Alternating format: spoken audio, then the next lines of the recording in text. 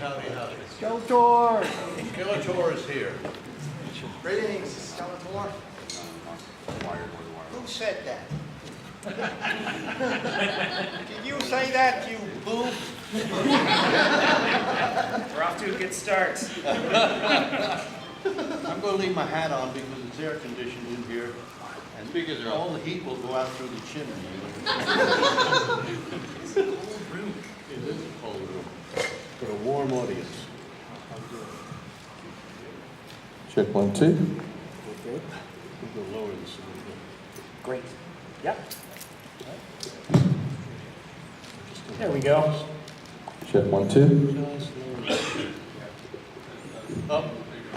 That's good. Right there? Yes. You're going to want to move the mic up here. You got it. Okay, 1, 2, 1, 2, yes. Feel good? So, Alan, you've been the voice of so many iconic characters over the years, and I think Skeletor's got to be right at the top of that list for sure. For sure, right? Because it's a character that's not only kind of transcended Masters of the Universe, but just pop culture in general. It's great. Biggest surprise to me. You do the job, you go home, you forget about it, and then look what we have here. Yep. Before we really start talking about that character, I'd love to know, really, at what point did you know that acting was what you wanted to do? When I was about 10 years old, literally, about 10. Because I grew up with radio, there was no television. And I used to run home to listen to shows that you would run home to watch on television. And I loved to imitate movie stars like Bogart and all those people. And I had a natural ear for it. As a matter of fact, when I was in college, I was doing a show for KDKA Pittsburgh called Adventures in Research. I was a guest each week, a different scientist. And I remember I was cast as a South African scientist. I had no idea what a South African accent sounded like, but in my imagination, I put together British and Dutch, the Dutch boards, you know. And years later, I heard that representative from South Africa at the UN, and he was copying me. Can you believe that? So I nailed it in my imagination, and that's really what it is. I mean, if I'm shown the cell of Skeletor, and I look at it and I see the bony head, and that's why it went up into here, and it became nasal. So very, very often I don't think about it too much. It just kind of happens, and I either say that's terrible, oh, that's good, you know, we go on from there. It's great. So that's how that. And in addition to voice work, I mean, you've been on so many television shows over the years too. You played such a wide range of characters. Do you think having that breadth of experience in live action makes the voice acting easier, or? Oh, it does, yeah, sure. I mean, I spent years in theater, the repertory theater in D.C., and in the summers I did musical stock. So I have a huge theater background, and so I'm an actor who happens to do voiceovers, you know. And if I go to a movie, like I'm Vanity Smurf, so I went to see the movie The Smurfs, and I could only take about 10 minutes of that. It's just terrible. They cast name actors who have no idea how to act only with their voice. A lot of the movie stars, I love it. It's the big pause. They're supposed to be thinking, I don't think they are. And it's the big pause. Well, you can't pause when you're doing radio or when you're doing voiceovers. Come on, move it along. As a matter of fact, when I was doing the Smurfs, Gordon Hunt, that was the direction he kept giving me, faster, faster, faster. Because I tended to do Jack Benny and take forever for him. Faster, faster, faster. So it's just acting, that's all it is. But you do it from here to here. And sometimes you use your body in order to emphasize what you're doing. Oh, I'm sorry. This says, did you just fall? It doesn't. If you make a sudden move, are you all right? If you don't answer, they call 911. I'm okay. You know, All right. Goddamn Apple Watch. So, Alan, when did you really break into voice acting? Were you doing it in tandem with live action stuff all along, or was there a big turning point where? Yes, jealousy. Jealousy. I came out to California. I was on a tour with 3 plays in repertory, and we closed in Hollywood. And I stayed on because I got an agent immediately, and I began doing Hogan's Heroes and I Spy and a lot of stuff. And I was working every week on camera in movies and television. And I had a commercial agent. I was doing voiceovers for commercial announcers and all that. And I think I caught wind of another actor who was doing these things called cartoons. And so I said to my agent, gee, I sure would like to do that. He said, okay, well, I'll submit you. And then he sent me up to Hanna-Barbera, and I met Joe Barbera for this cartoon. And we talked a little. He said, well, this is a part of a talking dog. Can you do that? And I said, could you start tomorrow? So on the way home, my wife said to me, is this what you do for a living? Yeah, that's it. And that started. I did a lot of stuff for Joe Barbera. I did the Smurfs. I did Scooby-Dum on Scooby-Doo. I did a lot of stuff for him. And then I was sent up to audition for Filmation for this new show called He-Man Masters of the Universe. And I auditioned for Skeletor, and on the next day or day 2 later said, okay, he's got it. So when I went in to record, he said, oh, can you also do this character called Merman? I said, well, what is he? Oh, well, he's in water. I said, yeah, sure, I can do that. Oh, yeah, just hop in the water. And oh, there's a character called Cringer. I said, well, yeah, I can do that too.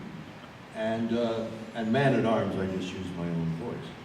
So I did 4 voices, and then there'd be a guest on there, something like, can you do Beast Man or something like that, you know.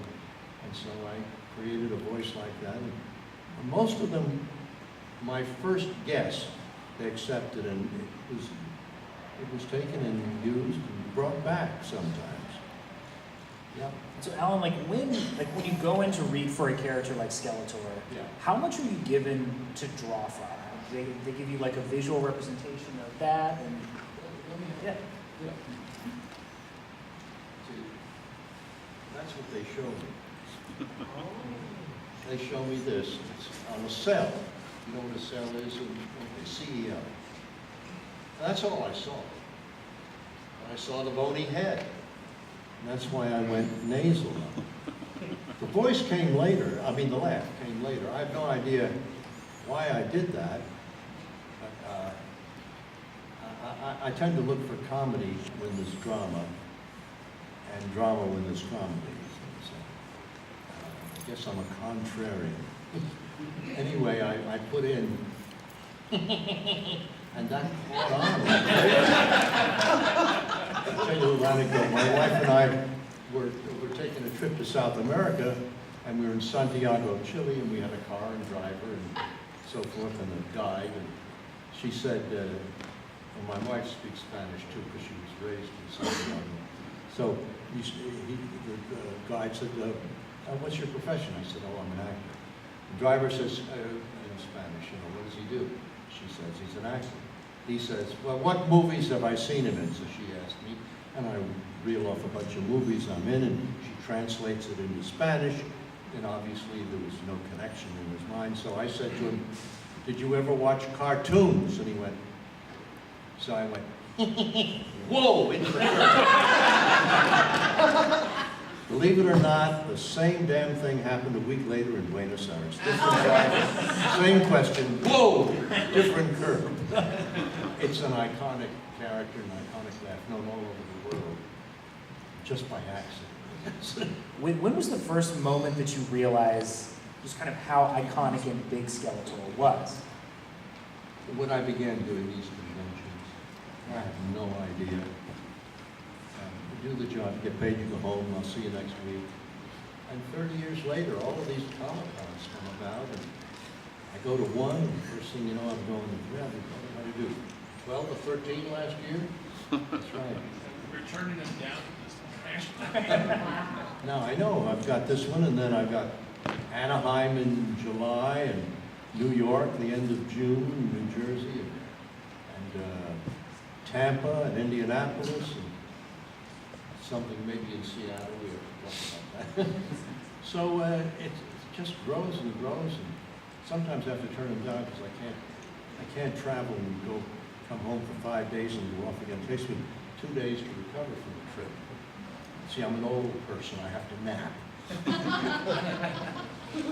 And when you're voicing a character like Skeletor, who obviously is the villain in Masters of the Universe, but you're able to insert so much fun into him as well. Like, what's the thought process behind creating the right balance for kids, where you've got a villain that's credible but is still not too scary?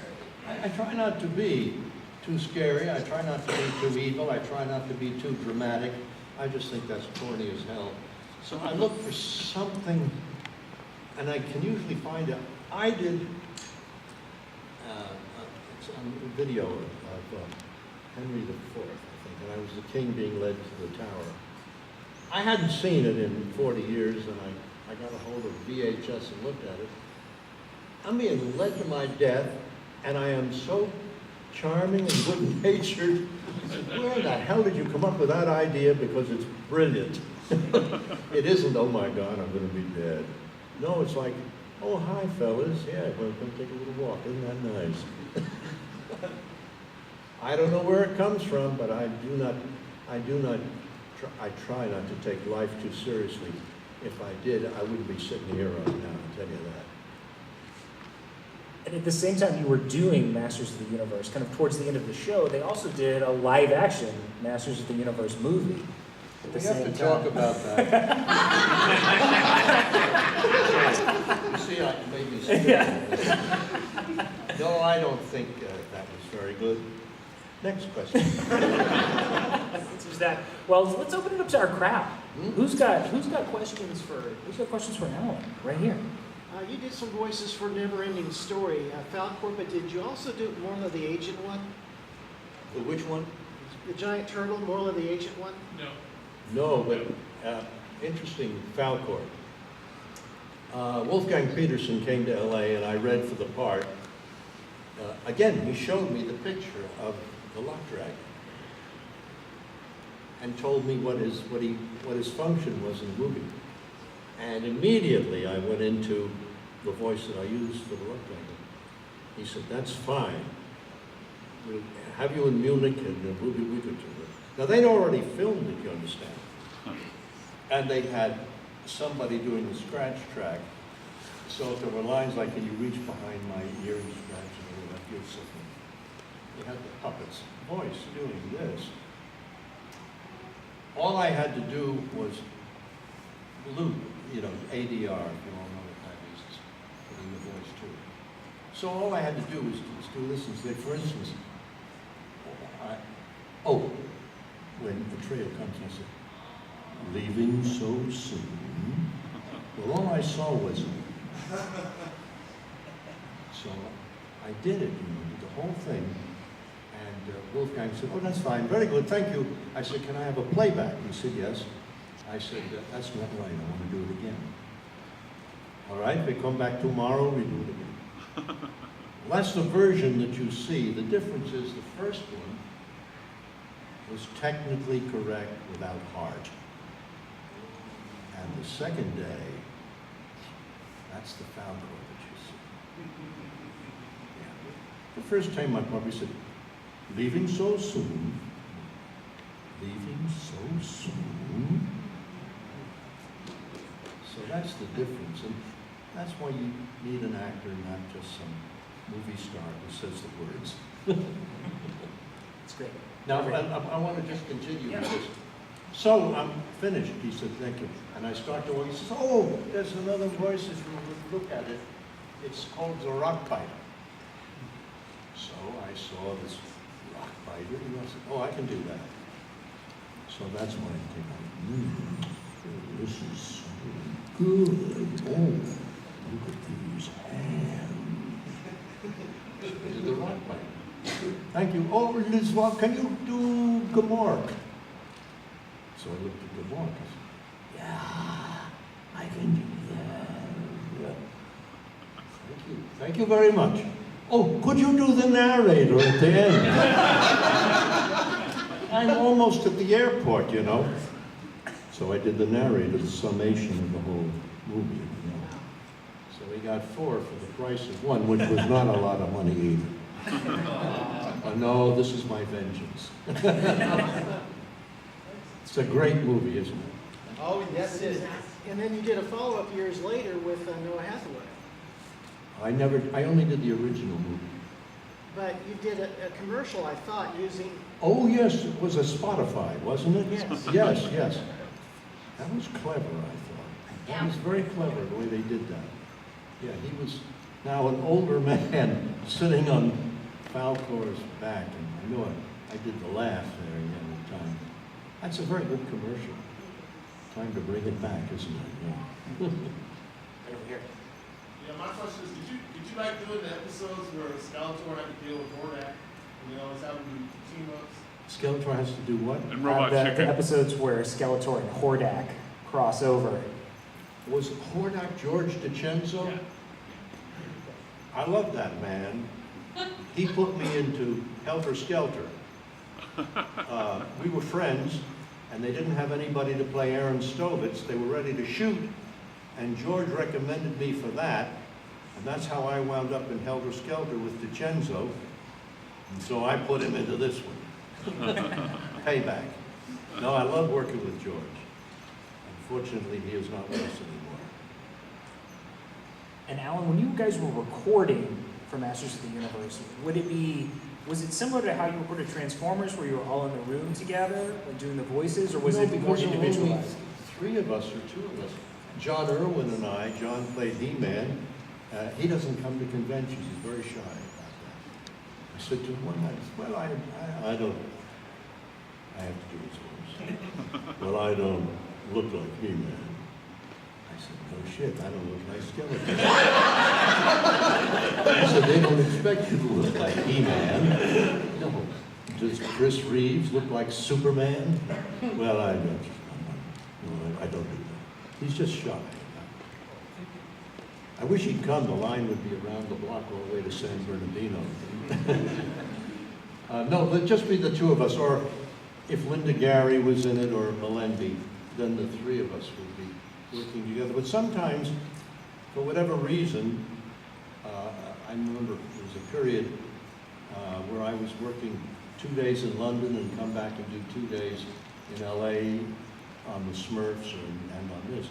So sometimes I'd have to go in and record by myself. They'd play me the feed line so I'd know how to answer in turn, you know? But most of the time we were together.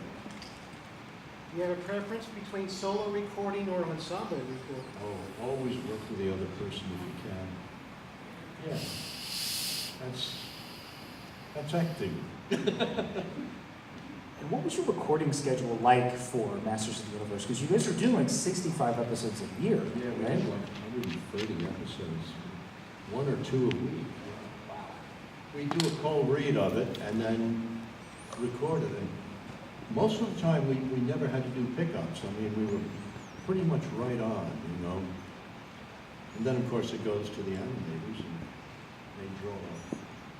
Based on the energy that we put into the line and the formation of the words, you know, they're very good. Tom Cook was one of our animators, and some of you may even have artwork that Tom has done. He did a lot of different cartoons. That's great. Right here? Oh, Bobby. What was it like working with pretty much like Lou Schimmer as well as the voice actor of He-Man and the rest of the ensemble for He-Man and the Masters of the Universe?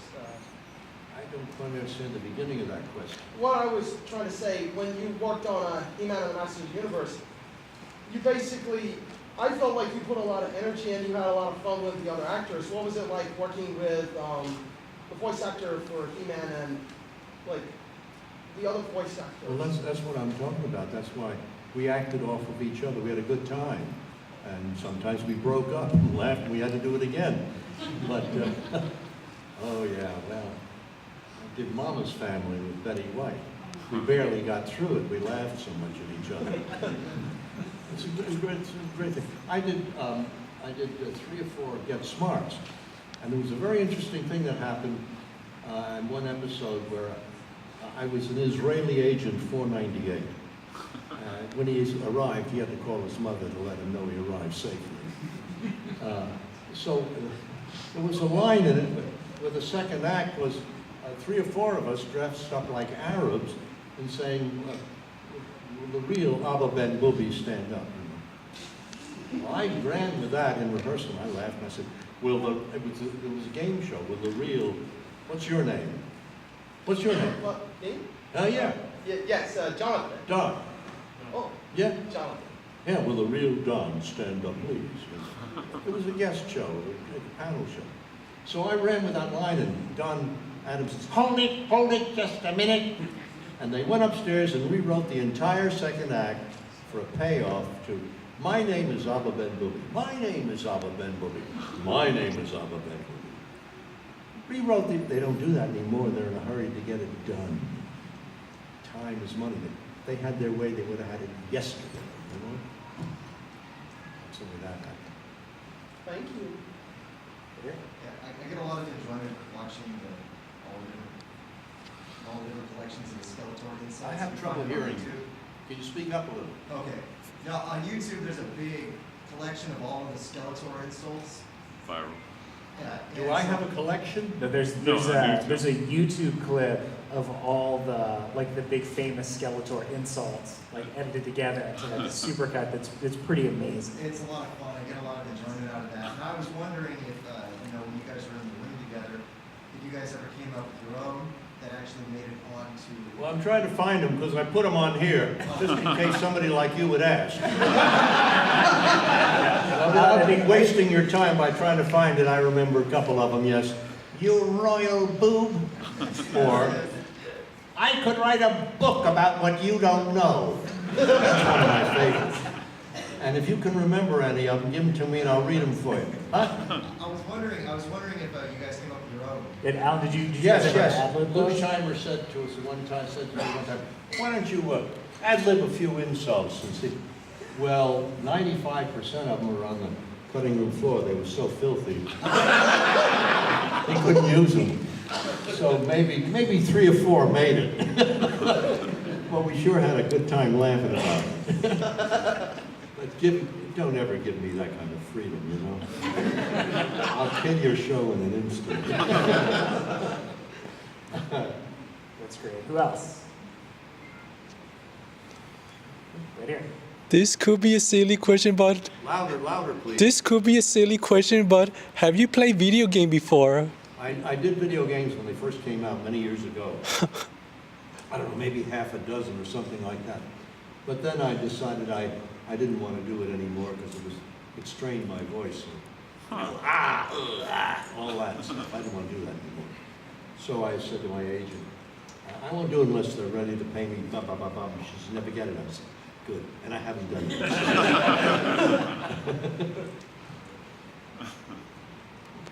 That's great. Who else? Anybody else? Let me see. I love that you have a Shakespeare background because I love Shakespeare. Anyway, so to me and in my studies and stuff, it's kind of like Shakespeare, his storytelling, the way he told stories as kind of, you can't point to the character and not be able to take it back to Shakespeare. Do you feel the same way, or the storylines, or anything? I mean, I'm just curious. That would relate to something Shakespeare wrote? Yeah. I think everything that's written today, you'll find some connection to Shakespeare. He universal of the human condition, greed, love, I don't care what it is. Romeo and Juliet, Merchant of Venice, Richard III. It's what you're seeing now. Absolutely. The names of the characters have been changed to protect the innocent. Well, there is no innocent. Well, and Alan, just kind of talking about those sort of universal qualities with characters, when you're looking at Skeletor, what's that point of relatability that you find for him? I think of Juliet immediately. No, I have no idea. I don't relate at the time to anything else I've ever seen. I tried, none. I try to get it right from what I'm seeing there, not from, except when I copy myself, you know. Like I stole Skeletor to do Ming the Merciless. You know, but if you plagiarize yourself, what am I going to do, sue myself? But most of the time I try to figure something or take it and bend it a little. I did Sheriff Scuzz in one. He had a cigar in his mouth, you know, so talk like that all the time. As a matter of fact, Warpath, I lifted from George C. Scott. Because I worked with him in the Hindenburg, and boy, did I love that man. So that's all I did for Warpath was just do George C. Scott. Wham, bam! Yes, sir. Of everything you've performed, what would you consider your finest performance in animation and in live action? A role that says, this I is leave me. that to you, sir. I leave that to you to make that choice and decision. I'll tell you some that I thought were terrible, then I looked at them years later, I said, gee, that's pretty good. If I was flying back east, my wife and I are on a plane, and they're showing the movie with Richard Pryor called Moving. And I said to her, well, did I overact in this thing? God, I'm terrible. We're at 30,000 feet, I can't walk out. Well, I watched it, and time heals all wounds. I thought I was pretty funny in it when I saw it at 30,000 feet. If I'd seen it the week after, I would have said, this is embarrassing, overdone. But it really wasn't.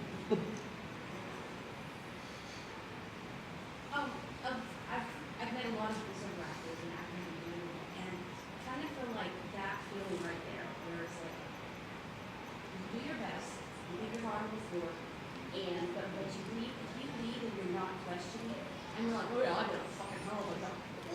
Sorry. Go ahead. You know, hell of a job, that you're no longer, that you kind of lost that creativity. It's like, just like something like Steve did, you know, before you could go back and read Cowboy Bebop. He's like, because I feel like I could do so much better than that I'm better. Oh, You know yeah. what I mean? Like, but there are actors who I feel like kind of hit the ceiling, so to speak, and they're like, oh no, everything I do is perfect. And they Oh, I don't know, nor do I care to know those people. No, anybody who thinks, oh, I'm perfect in what I've done. No, that's what Vanity Smurf would say. Oh, I'm so beautiful. Oh, yes. No, I think any creative person has doubts afterwards. Architects, thank God surgeons can't have a second shot at it. But I think if you're a creative person, you look at it, well, that's the beauty, I suppose, of oil painting. You can go over it again before it winds up in somebody else's hands. But writing, oh boy, the more you read it, if you let time go, oh, no, I've got to edit that, I've got to change that, yes. And I've done lots of acting, and I thought, this is terrible, but we're moving on, you know? And then I get to look at it a little later, and I said, that's pretty good, that's pretty good. But I never thought, oh, I couldn't do it. Oh, that's no, no. You're kidding yourself if you do that. No. What advice would you give to actors currently in the business? For instance, June Foray always recommended getting to the audition, or rather the recording session an hour beforehand. So do you have any advice for actors along those lines? What did you say about the recording session beforehand? She was always at a session an hour beforehand. That was her advice. I was wondering what your advice would be to Who actors. said this? June Foray. She said, She said recording session before the recording? She said Show up like an hour early. hour. Oh, right, hour for- early. For a session. Yes. Well, that's her own Right. sense of getting into. Barbara Stanwyck always would appear, even if she wasn't shooting that day, to get the flow of what was going on. I think I always arrived at the theater at least 2 hours ahead of time before even the overture started. It's a matter of settling into the locale. Leave whatever you had on the street outside. June Foray was brilliant. But what advice would you give? That was her You have advice. to What's find your your own. advice? You have to find your own. Some people are quite fine just showing up 2 minutes before or 2 minutes after. I'd rather be there ahead of time, get the feel of the place, the smell of the place, talk to another actor who's showing up early too. Not kidding around, just kind of, you know. That's right for me, it's right for June. Some people just show up and do it. And Alan, what's your process like? What's your process like preparing for a recording session? Once you've got the script and the material, you know you're going to go in. What steps do you go through to get ready? Well, rarely, especially on a series, you never get the script ahead of time. You come into the studio and they hand you the script, everybody, and go through it like this. Oh, there's a laugh. Oh, there's a laugh. We don't really know until we start reading it, and sometimes we stop and say, "Oh, let me go back on that. Let me go back on that." This is rehearsal. We don't get the script ahead of time for a show. If it's a movie or a television live show, you get it, you work on it at home. And you learn it before you get to the studio, because they don't have time for rehearsal while you're learning it. So I remember one of the first things I did was I Spy. I played a Russian. I had 2 pages of solid dialogue. And I did it in one take. The crew all applauded. Boy, they really know good acting. No, they were glad they were going to get out of there early.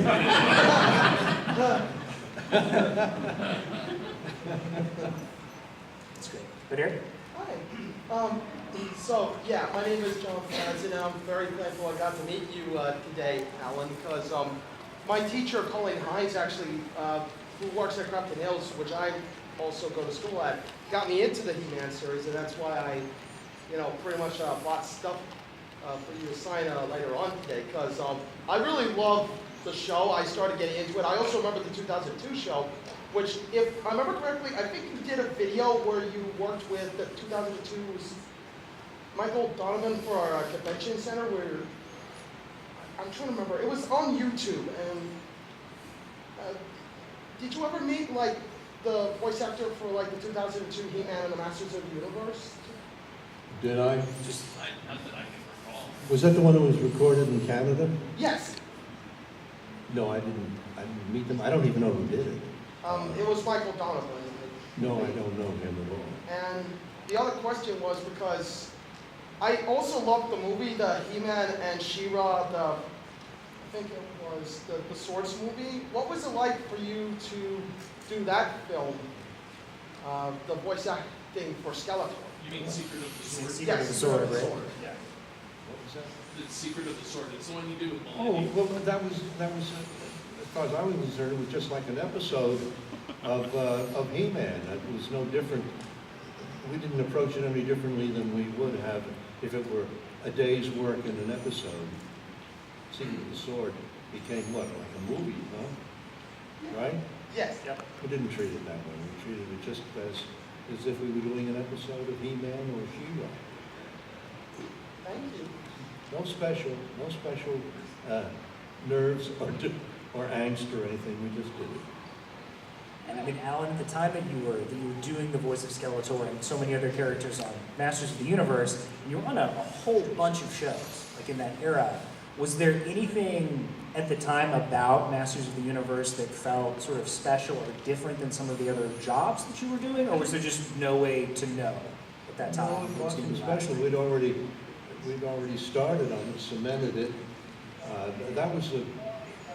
know that was the summer I was doing 2 days in London on a movie, and then coming back and picking up Smurfs and He-Man.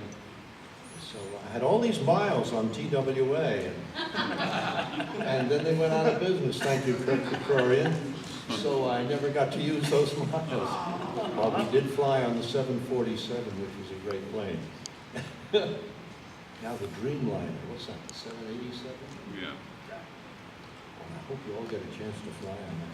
That is something else good. Boy.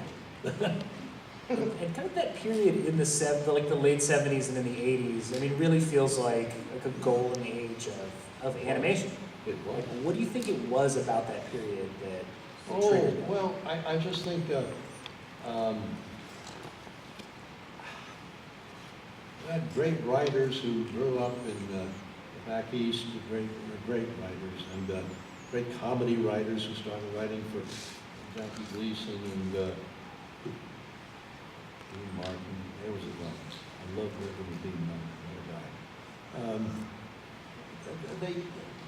They grew up like I did with radio. Some of them actually wrote for radio. I mean, look at who wrote for, was it Gleason? I mean, Mel Brooks and Larry Gelbart, Carl Reiner wrote and performed. There was a certain freedom. It cost less to do. Those variety shows, which I missed terribly, they were just absolutely wonderful. Great talent. The talent learned what they were doing by playing theaters all over the country, vaudeville and all of that stuff, you know. It didn't just happen overnight. A bunch of Burns and Allen, and Jack Benny, and Red Skelton. They spent years doing vaudeville, and that's where they learned how to come up with, you know, George Burns had no comedy act at all. And then he was working with this woman, Gracie Allen, and they were kidding around one day, and Gracie came out and was stupid. He said, I think we ought to try this as a husband and wife. And they did. They were a big smash overnight in vaudeville. And they went on to radio, television. Well, started with really very basic experience and growing from there. I don't think we have that today. There's no real theater, so to speak, to try out and fail and succeed. And everything is so expensive, needlessly so. You know what theater tickets are in New York now? You used to be able to buy an orchestra seat. I'm not even talking years ago. I'm talking just before Mel Brooks, the producers, which changed everything. You bought a theater ticket, an orchestra seat, well, let's say $80, $90, okay? All of a sudden, the producer opens, he sees what a hit it is. Oh, we're going to pay $450 for those seats. Well, now, if you want to go to a hit Broadway show, and you sit in the orchestra, if you're in the orchestra on the side, it's $149. You get a seat in the middle, I saw it yesterday, $750 for that same seat a little further towards the center. Now it's no longer by the section, it's by the seat. Greed, greed, greed, greed, greed. That's the difference. Pitiful. Right. Yeah, it doesn't have to be voice acting per se, but what role did you audition for that you really wanted but didn't get? Oh, boy. Well, I never got to audition for anything Spencer Tracy did, or Clint Eastwood, or Gene Hackman, but I did, I auditioned for, well, I auditioned, got the job, and was fired twice. Does that count? Okay. I was hired for the musical version of, there's a wagon coming in. What's that name of that movie? It's a Broadway musical. Nope. Anyway, at the end of rehearsal, I made an offhand comment to the director, and I was immediately fired. I didn't care, the picture was a bomb. And then there was another movie I was hired for, which was about ballet, and I had a nice part. Handshake Deal, by the way. Handshake before the lawyers messed it up. Handshake deal. And I walked out, and a friend of mine came in, and he snowed the director with how his daughter was a ballerina or something. And all of a sudden I was out, and he was in. That handshake was a deal. Ross paid off whatever it was, $25,000, no question asked. That was a deal before the lawyers got into it. Nowadays, if it's not in writing, forget it, Buster. Yeah. Sometimes even if it is in writing. Yeah. Take us to court. Yeah. Ready? What can animation directors do to get the best performance from an actor in sessions? Two things, work with them or fire them. No, animation director he has a vision also, and a vision of the whole. And if you're not coming up with something that's close to what the intention is, he will make a suggestion, short of giving you a line reading, which only takes care of that one line and not a good idea. We were talking yesterday about Orson Welles, and he was doing something, and the director said, Mr. Welles, if you don't mind, could you read the line this way? He said, are you giving me a line reading? Oh, no, sir, no. Good. Let's move on. But sometimes the actor is not interpreting what the intention is, and he will try and say, without giving a line reading, well, the idea is, oh, I see, okay, let's do it again. Line reading sometimes only takes care of that one specific thing, and sometimes the actor resents being told how to read the line, because it doesn't help with the rest of the performance. Anybody else? Yeah, so if I remember correctly, and this is something interesting I found out from Comic-Con, but there was that new animation, the Super 7 thing, that they've made a new animation, and I think you did some new voice acting. What was it like when you found out that you were going to be, it's just, when I talk about Super 7, I basically talk about the figurine company that's making the He-Man toys and the vintage ones. And then they brought, I think they hired you to do some new voice acting for Skeletor as well as Merman and Man-at-Arms. What was it like doing that? Well, I'm not sure I understand what the project was. Super Friends? No, Was it Super for- 7. Were they advertisements for that new line of? Yeah, yeah. What is that? What is that? The Three Towers. The Curse of the Three Towers. The Curse of the Three Terrors? Yeah. Of It the was, Three Terrors? Yeah, it was the newest Super 7 animation. Oh, I don't even, I'm sorry, I don't remember that. Did I did that? You're credited, yeah. I did that, huh? They might have just Okay. taken some old yeah, footage. that one. That one. Yeah, They might have taken some old footage or something. Oh, they took old footage. Probably wasn't even paid for it then. Is it Skeletor? No, I don't remember. Yeah, Skeletor was Oh, that's gotta be old. It's gotta This be was, footage of it. I think last year, 2 years ago. yeah. it I'm was- pretty sure because he hasn't done anything.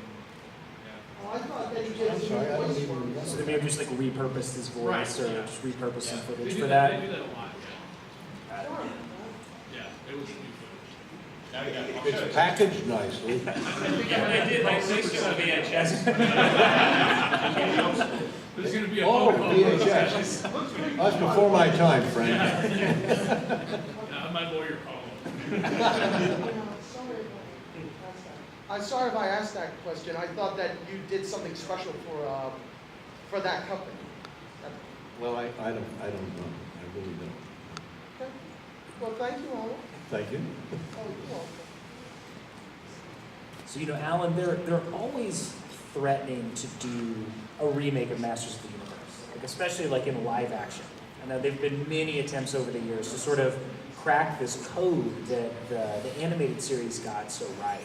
Like, if they were to do that again, what would you want to see from Skeletor, like on the big screen in live action? What advice would you give? I heard that they were working on doing a remake of it because the first one, I understand, was pretty bad. So why not do it again and make another bad one? I don't know, some things I don't think translate to real people. They're animation and they're totally fictitious and cartoony and, well, you know, the Spider-Man works, right, and all of that. By and large, I just don't think, a lot of that does not translate to live action. And I just can't imagine He-Man. Batman did, Superman did, but they started out as comic strips. Yeah. It's hard to define what works and what doesn't. Got a question? Yeah. How was it like to bring some voices in the original Ghostbusters show? What was it like doing voice work for the Filmation Ghostbusters show? Oh, anything I did for Lou Scheimer Filmation was wonderful. We had a wonderful relationship. I loved the writing. Sometimes the actor could make a contribution, and they would say, "Oh, great, we'll rewrite using that idea." I gave you an illustration in Get Smart where that happened, but that was a TV show. But Ghostbusters, I love doing all that stuff for Lou Scheimer. As a matter of fact, I've been working with him for a couple of years, and I saw he was wearing a ring. I said, "What is that?" He said, "Oh, it's a class ring." I said, "Where?" He said, "Carnegie Tech." I said, "Really?" That's where I went too. He said, "Really?" We were there at the same time. He was a painting and design major on the second floor. I was an acting major on the first floor, and we never knew each other until he hired me. We also found out we dated the same girl at different times. Honest to God, really. Wonder who never came. Right here. Yeah. What kind of warm-ups did you do before you did a role, or did you do warm-ups at all? What kind of warm-ups did you do? No, I never did a warm-up at home. No. As a matter of fact, Dustin Hoffman was doing a movie where he had to be hoarse, you know. And he was working with Laurence Olivier, and he screamed and screamed and screamed till he was hoarse. And Olivier said, "Oh, dear boy, can't you just act it?"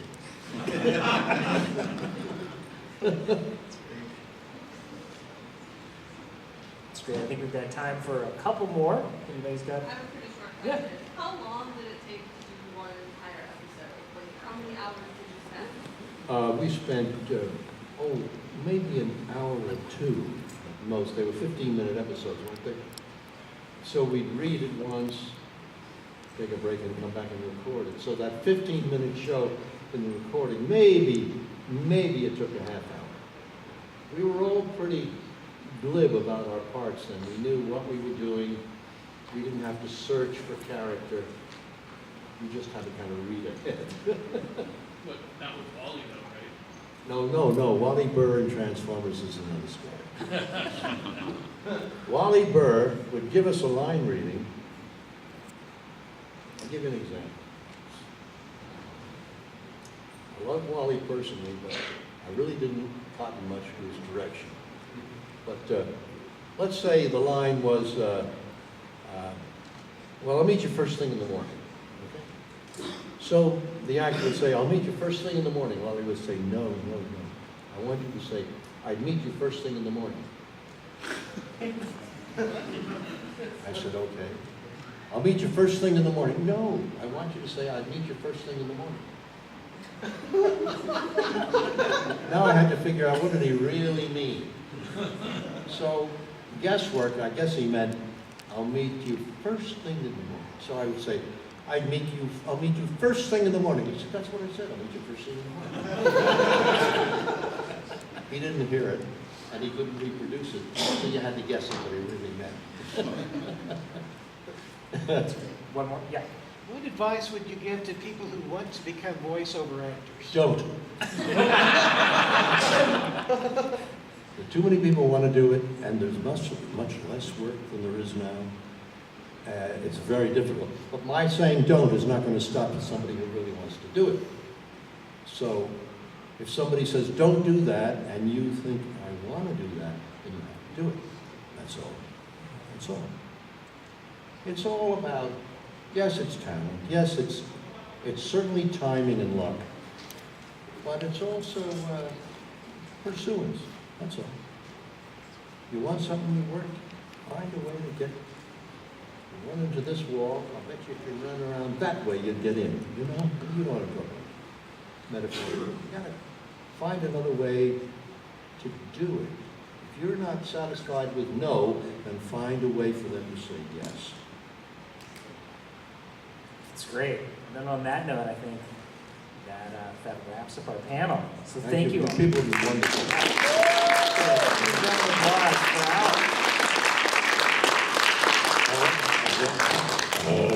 I want to toast you. That's my favorite comic. Foster Brooks. Foster Brooks. You got it. I loved him.